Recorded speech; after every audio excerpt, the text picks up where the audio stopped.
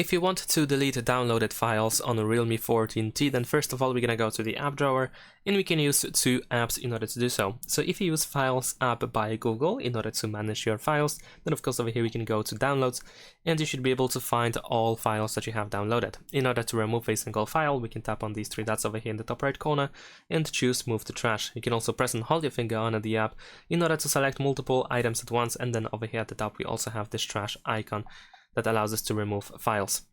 Now, you can also use the My Files app. Let's open it. It is pretty similar. In this case, we need to scroll down a little bit in order to go to Downloads, and over here we can just press and hold our finger in order to select apps that we wish to remove, and then over here at the bottom we have the Delete option. So if you press over here, confirm that you want to delete, and that's all. However, in this case, we remove permanently. We do not send items to trash.